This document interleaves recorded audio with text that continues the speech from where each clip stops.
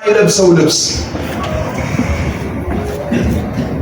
መንፈሳዊ ነገራችንን ሰፍቶና ለክቶ ያስቀረ ከትናንት ወደ ዛሬ የብልጫና የልዩነት ህይወት እንዳንለማመድ ያደረገ ኢየሱስ ጌታ ህይወታችን የተንከባለለ አሜን። እስኪ አሜን በሉ። ኢየሱስ ጌታ ወደሚበልጥ መንፈሳዊ ቁመና እስክንመጣ የማይለቀን የእግዚአብሔር እጅ ያዘን። ወዳጆቼ መንፈሳዊ ህይወት እንደ ባህታውያን ወይም እንደ መነኩሳት የከተማ ኑሮ አሻፈረኝ ብሎ ትልልቅ ደብራት ውስጥ ወይም ዋሻ ውስጥ የመመሰግ አይደለም። መንፈሳዊ ህይወት በሚጠፋው ዓለምና ለሰይጣን መጠቀሚያ በሆኑ ሰዎች መካከል የሰማይን ኩልል ያለ ብርሃን የማንጸባረቅ የመግለጥ የኢየሱስን ያንን ግርማ ያንን ክብር ወደ ጎን ወደ ግራ ወደ ቀኝ ወደ ፊት ወደ ኋላ የማስፋት ጉዳይ ነው። ኢየሱስ ጌታ ነው እና በአደገኛ አጥር እንደተከለለ ቤት የጎረቤትን ችግር ላለማየት አይን እንደከለለ ሰው ዶርማችሁ፣ ክላሳችሁ፣ ግቢያችሁ ስላሉ ሰዎች ህይወት ግድ የማይሰጣችሁ ስለ ራሳችሁ መንፈሳዊ ህይወት ብዙ ትኩረት የማትሰጡ ሆናችሁ እንዳትገኙ ጥንቃቄ አድርጉ። እግዚአብሔር ያግላችሁ። አሜን። እስኪ አሜን በሉ። አሜን። እግዚአብሔር ያግላችሁ። አሜን። የመንፈሳዊ መጠነ ሙቀታችሁን እግዚአብሔር ይጨምርላችሁ። አሜን። የማትቀዘቅዙ የማትበርዱ በሚለዋወጥ ሲስተም ውስጥ የማይለወጥ መንፈሳዊ ብርታት ይዛችሁ የምትጸኑ ያድርጋችሁ። አባቴ ኢየሱስ ጌታ ልፍስፍስነትን እግዚአብሔር ከኛ ቀንጥሶ ይጣልን። ወይ ለኢየሱስ ወይ ለዓለም ያልሆነ በራድም ትኩስም ያልሆነ ቀላቃይ የሆነ አይነት ክርስቲያን እንዳንሆን እግዚአብሔር ልከኛ ህይወት ላይ ያምጣን። አሜን። ኢየሱስ ጌታ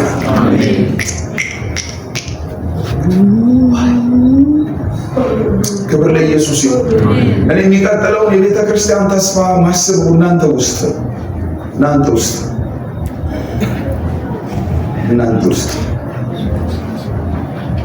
ዓለም አተለቀችው አኮሰሰችው።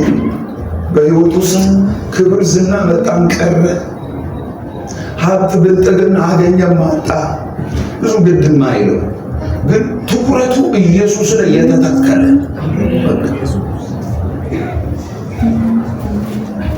እንዲህ አይነት ትውልድ እግዚአብሔር ይፈልፍላል። እንደ ኢንኩቤተር በቃ እናንተ ላይ ነው ተስፋ ምንጥለው። ወዳጆቼ በእድሜ ጠና ያሉ እዚህ ያሉ የቤተ ክርስቲያን አገልጋዮች እናንተ ላይ ነው ተስፋ ምንጥለው። ባካችሁ ዝም ብሎ መንፈስ ቅዱስ እኮ እዚህ ቤት አለ እና አጠገባችሁ ያለው ሰው ያዙትና ስብከት አይደለም ዛሬ ግን ወይኔ ጌታ ኤክስፓየር ዴት እንዳይመጣ በሉት። በቃ ይሄን እድሜን እግዚአብሔር ይጠቀመው በሉት። ኢየሱስ ጌታ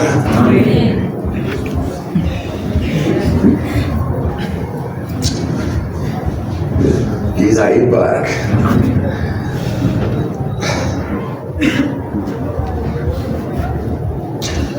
እሺ ከኔ ጋር እግዚአብሔርን መፈለግ በሚል ርዕስ ላይ ዛሬ ነገ ከነገ በስቲያ እንደምንማማር መግቢያ ላይ ለማንሳት ሞክሬያለሁ። ጠዋት ፀሐይ የምትወጣው የእርሱን ድምፅ ሰምታ መስሎት እየተቆራራ የሚኖር አውራ ዶሮ አለ። ጠዋት ግን ፀሐይ የምትወጣው በሰማይ ፈረቃ ነው እንጂ ዶሮ ስለ ጮኸ አይደለም።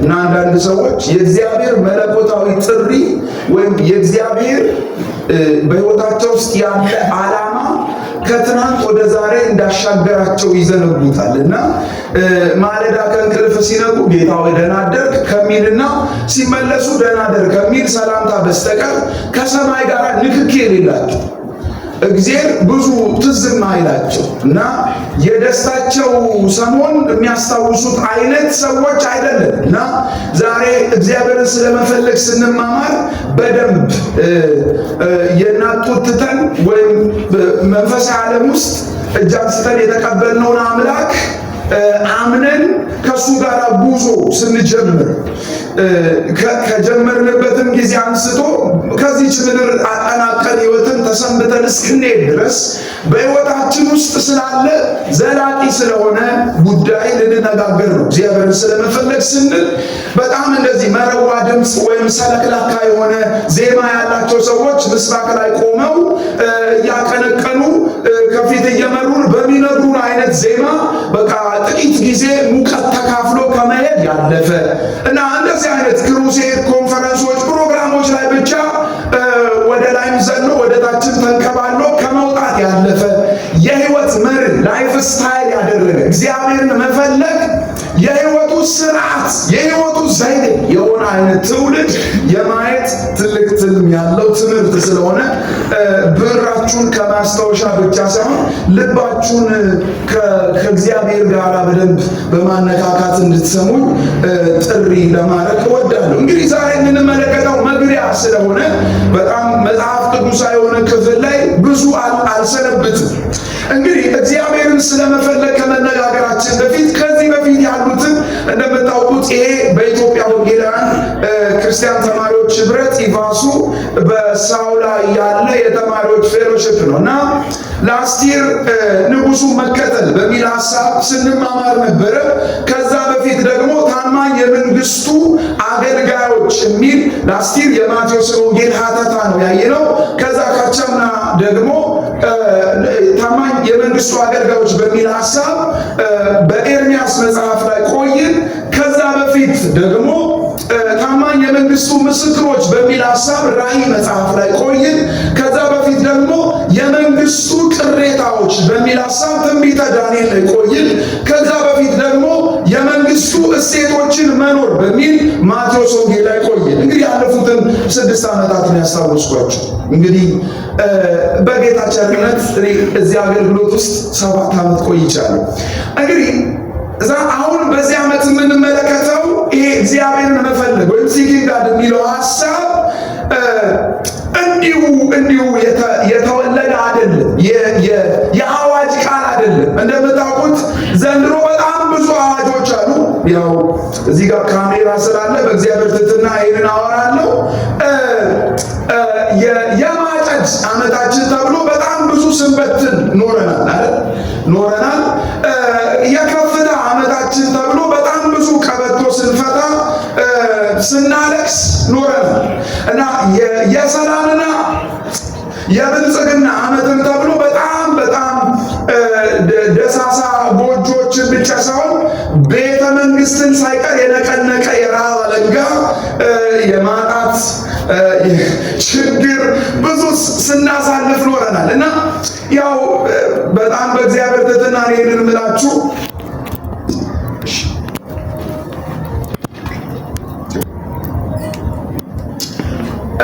ስለዚህ ለምንድን ነው የአዋጅ ቃሎቻችን እንደታወጁት መሬት ላይ ጠብ ያላሉት ሲባል እኔ ሰዎች ብዙ ምክንያት ሊያስቀምጡ ይችላሉ።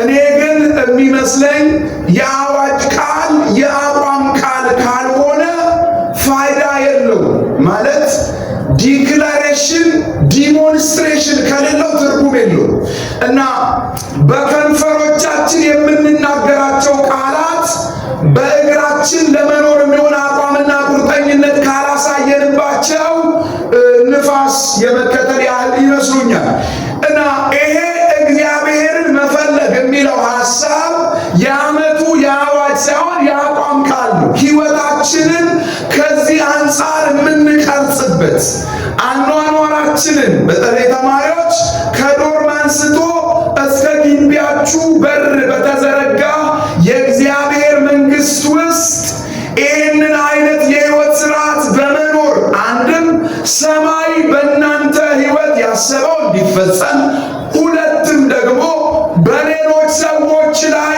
እግዚአብሔር አምላክ መንግስቱን እንዲመሰርት የሚያደርግ ትልቅ ጉዳይ ነው ማለት ነው። እግዚአብሔርን መፈለግ የሚለው ሀሳብ እግዚአብሔርን ስለመፈለግ ስንነጋገር እግዚአብሔር ጠፍቶ አይደለም የሚፈለገው። ወይም እንደ ልጅነት እንደ አኩኩሉ ጨዋታ አኩኩሉ አልነጋም እየተባለ አንደኛው ተደባቂ አንደኛው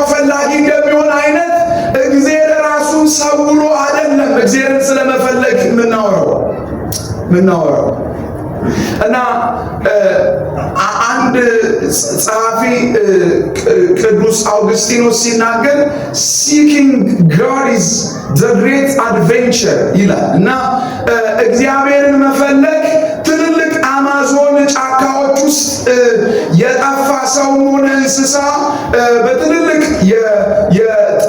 ከዓይን እይታ የራቁ ነገሮችን ለማየት የሚያስፈልጉ የቤተ ሙከራ መነጽሮች፣ ቴሌስኮፖች ወዘተረፈ ተጠቅመው ሳተላይትን ተጠቅመው ለማየት እየፈለጉ በትልልቅ ደግሞ መጓጓዣ መሳሪያ ሄሊኮፕተር ወዘተ እየተጠቀሙ አማዞን ጫካ ውስጥ እንደሚያደርጉት አይነት አሰሳ ፍለጋ አይነት አይደለም። ይሄ እግዚአብሔርን መፈለግ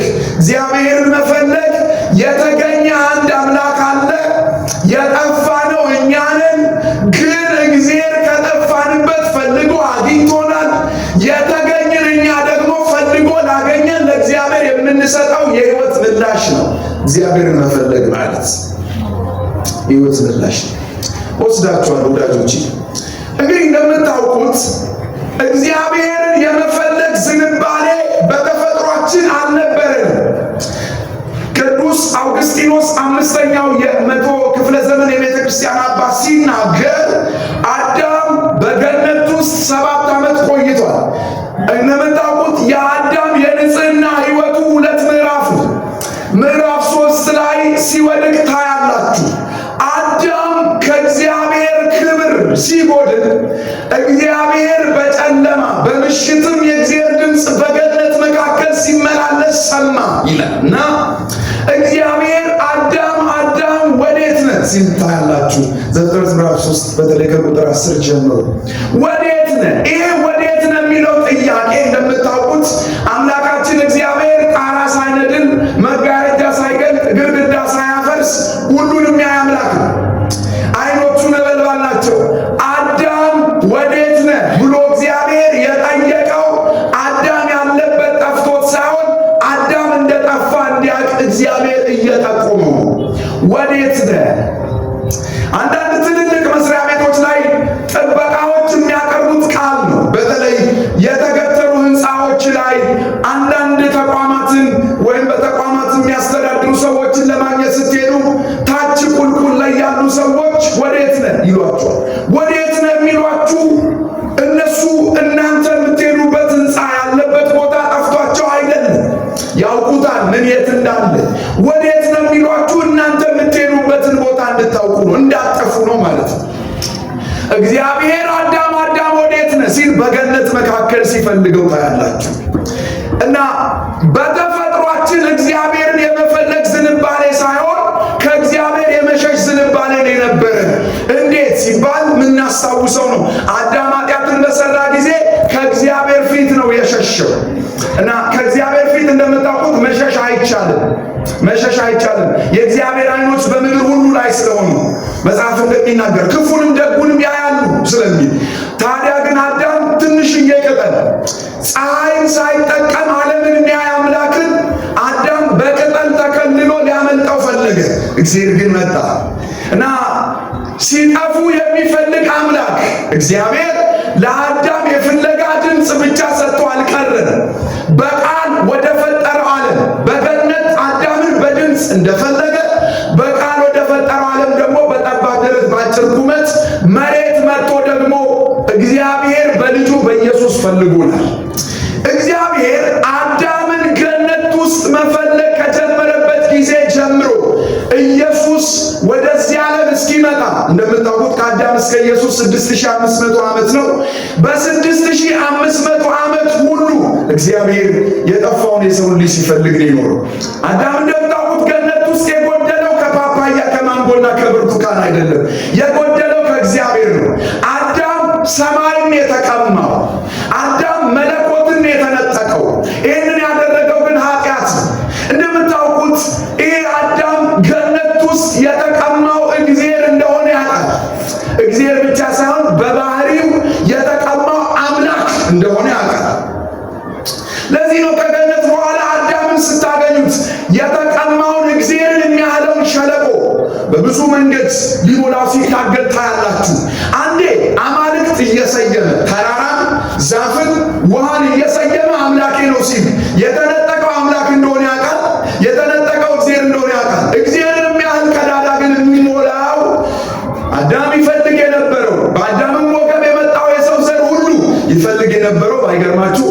ሌላ ነገር ነው። እግዚአብሔርን የሚያህል ቀዳዳ በቅንጡ መኪና አይሞላም። እግዚአብሔርን የሚያህል ቀዳዳ በፓላስ ቤት አይሞላ። እግዚአብሔርን የሚያህል ቀዳዳ ወይም እግዚአብሔርን የሚያህል ክፍተት ሰው ዳንኪራ ቤት ውስኪ እያራጨ ወይም ካቲካ ላይ እየተጎነጨ አያመጣው። ለዚህ ነው የተቀማው እግዚአብሔርን ለመተካት የሰው ልጅ ሲጣጣር ታያላችሁ። አንዴ ከርሰ ምድር እየፈለፈለ ከከርሰ ምድር ውስጥ ብር ወርቅ በመምዘዝ በዚያ ሊረካ ሲፈልግ ታያላችሁ። አልሆነም። ከፍ ሲል ደግሞ በሰማይ ምህዳር ውስጥ እንደገና ሰፍፎ የሰው ልጅ በጠፈር በምርምር በሰፋ እውቀት በጥበብ ነፍሱን ሊያረካ ሲታገል ታያላችሁ። አልሆነም። በዚህ ከምድር ጫፍ እስከ ጫፍ የሰው ልጅ የተንጣለለ ወይም ነፋሻማ አየር ያለበት እየተጓዘ ሰው ደስታን ያስሳል፣ እርካታን ይፈልጋል። አይሆንም። በዚህ ይህ ብቻ አልበቃም። ገላውን እየሸጠ በነፍሱ ውስጥ ላለ እርካታ ምላሽ ለመስጠት የሰው ልጅ ሲሰስን፣ ሲዘሙት፣ ሲረክስ ታያላችሁ። እንግዲህ የተቀማው አምላክን ከሆነ ያ ድስት ግጣሙን እንደሚባለው የተቀማውን ያህል ነው ማለት መምጣትና መሞላት ያለበት እግዚአብሔርን የተቀማው አዳም። እንግዲህ እንደምታውቁት እግዚአብሔር ሰውን ሲፈልግ የሰው ልጅ ደግሞ እግዚአብሔርን ሳይሆን እግዚአብሔርን የሚተካ ነገር ሲፈልግ ኦልሞስት 6500 ዘመን አለፈ። ክብር ለኢየሱስ ይሁን። እስኪ አሜን በሉ። አሁን ፍለጋ እግዚአብሔር ከገነት ወጣ። ከዘፍጥረት 3 ጀምሮ የምታዩት ይህንን ነው። እግዚአብሔር መጀመሪያ በቀጥታ የሰውን ልጅ ነው ሲፈልግ የነበረው በቀጥታ። እንደምታውቁት ቀጥሎ የዛው የአዳም ልጅ የሆነው ቃየን ራሱ ከእግዚአብሔር ፊት ወጣ፣ ኖድ በምትባል ምድር ተቀመጠ፣ ስሟን መቅበዝበዝ ነው ይላል። ልክ ነው። ከእግዚአብሔር ፊት የኮበለለ ሰው መዳረሻ የለውም። አያችሁ፣ ምድር ላይ ስደት የሆነ ሀገር ያደርሳችኋል። ከሀገር የተሰደደ የሆነ ሀገር ይገባል። ከእግዚአብሔር የተሰደደ መግቢያ የለውም። አዳም ኮበለለ ማለት ቃየን ኮበለለ፣ ነፍሱ ግን ስትቅበዘበዝ ከረመች። የእግዚአብሔር ፍለጋ ቀጠለ። የሰው ልጅ ቃል በቃል እግዚአብሔር በድምፁ ሲፈልግ ታያላችሁ። መንፈሱን እየላከ ሲፈልግ ታያላችሁ። የሰው ልጅ እስቲም አልተገኘም። ቀጠለ። ላሳጥረው እንደገና እግዚአብሔር ዘጸአት ላይ መጣ። በሕግ በኩል ሰውን ፍለጋ ጀመረ። እግዚአብሔር ልኬ ይሄ ነው አለ። ውሃ ልኬ ይሄ ነው፣ እኔን የምታገኙት በዚህ ነው አለ እግዚአብሔር።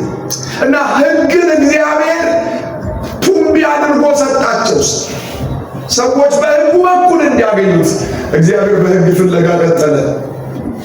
የሰው ልጅ ሕጉ ላይ ልከኛ መሆን ስላልቻለ የእግዚአብሔር ፍለጋ እንደምታውቁት ልክ ደውላችሁ የሆነ ሰው የአገልግሎት መስጫ ክልል ውጭ ናቸው እንደሚባል ወይም የደውላቸው እንደመኛውን ማግኘት አይችሉም እንደሚባል እግዚአብሔር ይፈልጋል። ግን የሰው ልጅ ምላሽ ሳይኖረው ሲቀር ታያላችሁ። እግዚአብሔር ቀጠለ። ከሕግ በኋላ እንደገና እግዚአብሔር መቅደስ ሲሰጣቸው ታያላችሁ። በቀጥታ ዘዋልኩና ዘሌዋውያን መጽሐፍ የምታገኙት ይህንን ነው።